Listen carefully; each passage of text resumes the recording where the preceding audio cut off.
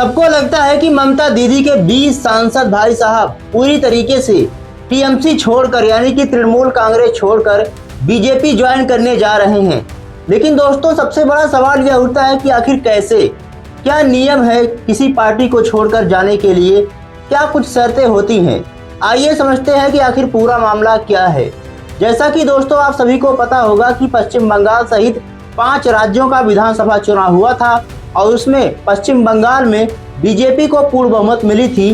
BJP के नेतृत्व में वहां पर जो मुख्यमंत्री का कमान जो है शुभेंदु सरकार ने संभाल लिया है।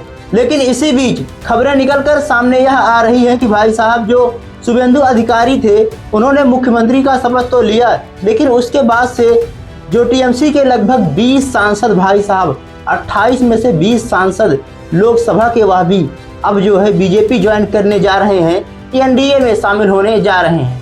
तो भाई साहब सवाल यह उठता है कि आखिर वह कौन कौन से सांसद हैं जो लोकसभा में टीएमसी पार्टी को छोड़कर बीजेपी ज्वाइन करने जा रहे हैं।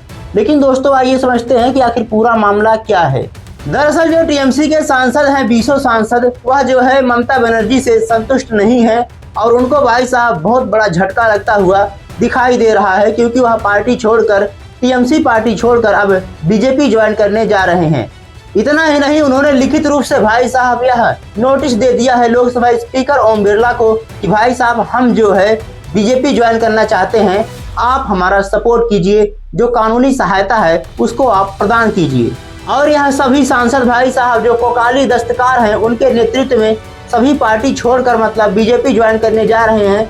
20 के 20 सांसद भाई साहब अब जो है बीजेपी ज्वाइन करने जा रहे हैं। बहरहाल आइए देखते हैं कि आखिर संविधान में क्या कुछ नियम है किसी पार्टी को छोड़कर जाने का। दोस्तों जैसा कि भारत का संविधान कहता है, जो उसकी 10वीं अनुसूची कहती है कि अगर 2/3 सांसद किसी पार्टी को छोड़कर किसी अन्य पार्टी में जाना चाहते हैं तो वह जा सकते हैं। लेकिन अगर वही 2/3 सांसद से कम हुए तो भाई साहब उनकी संसद सदस्यता जो है पूरी तरीके से रद्द हो सकती है।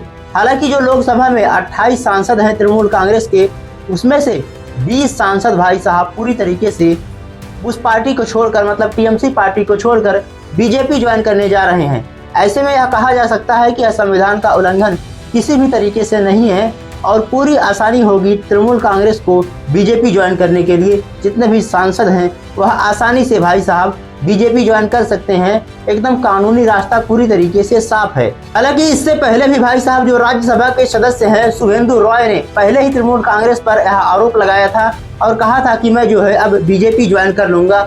और ऐसे ही देखते देखते जिस तरीके से पश्चिम बंगाल सभा का चुनाव हुआ था, पश्चिम बंगाल विधानसभा चुनाव हुआ था, उसमें जो है तृणमूल कांग्रेस को लगभग 80 सीटें मिली थी और वहीं बीजेपी को लगभग 280 सीटों के आसपास मिली थी और बीजेपी पूर्ण बहुमत में आकर भाई साहब पश्चिम बंगाल का कमाल जो है संभाल रही है। बाकी दोस्तों आपका इसके बारे में क्या राय है कमेंट बॉक्स में जरूर बताइएगा।